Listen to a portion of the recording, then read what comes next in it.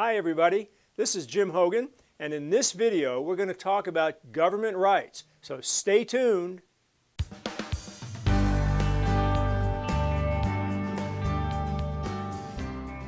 When you and I own property, we have to realize that the government limits our rights to a certain degree.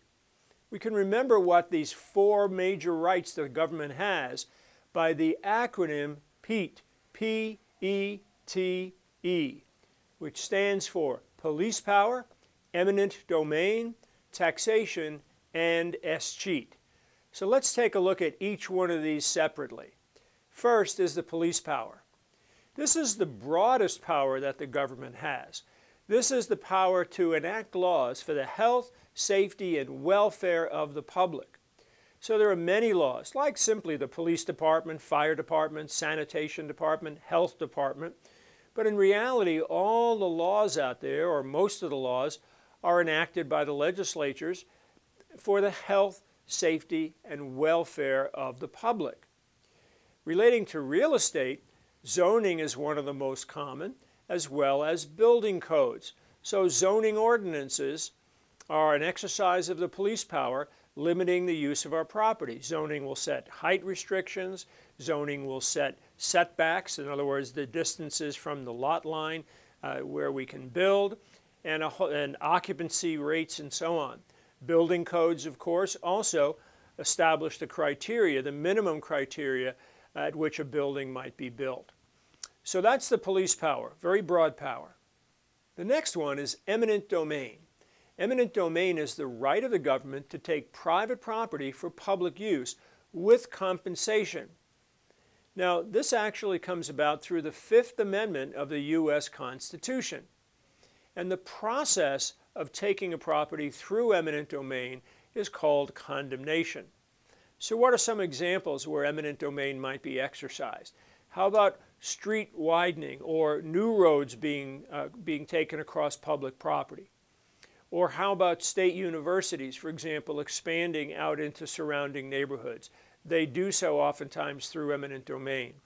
Or railroads and utilities oftentimes get their right-of-way under the limited use of eminent domain granted to them by the government.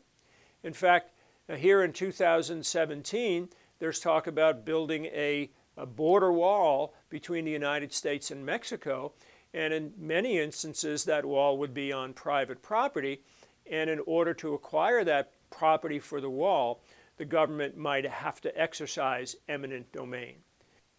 Now in Arizona, what Arizona law requires before a lawsuit for condemnation actually takes place is that the owner be given a minimum of 20 days notice.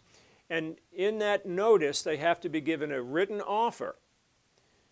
They have to name the compensation that's going to be offered, and they have to justify it with at least one, if not more, appraisals. So that's specific to Arizona. Now the T in PEAT is taxation. And right now we're not going to talk very much about taxation. We'll do that in another few videos. And everybody, I think, understands what taxation is all about. It's the right of the government to collect money from us in order to support the government functions.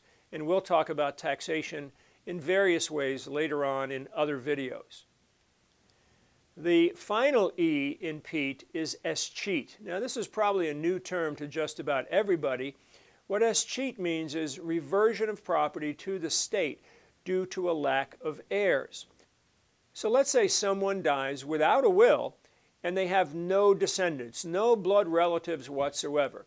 Pretty rare actually, but if it happens, what happens to the property?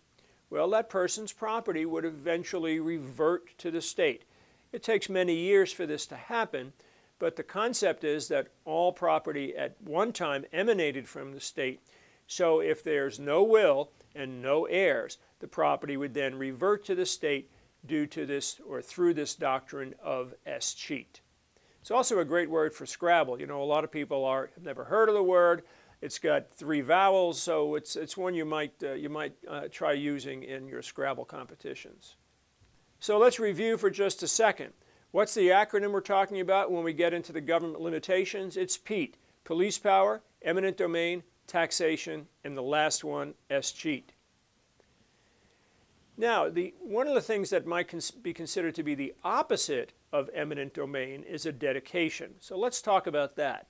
A dedication of property is a gift of private property to some public use. So in this slide you see a park, a nature park being dedicated to the government, a property that was once in private hands being turned over to the government. Now, the most common form of dedication is streets. And on the right-hand side, you see in blue private streets. This is a subdivision which is a gated community, and the streets cannot be traveled by anybody. And in that circumstance, all of the property owners in that subdivision have to pay for the maintenance and repair of those streets. Whereas in red on the left, you have dedicated or public streets. So when the developer created that subdivision, they went to the government, determined what the minimum specifications were to build streets, and built those roads according to the specifications.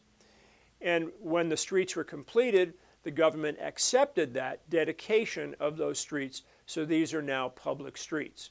So when you hear the term dedicated streets, you're talking about streets that anybody can drive on and travel through. So that's our discussion on government rights. Thanks for watching, and I hope you will subscribe to our channel.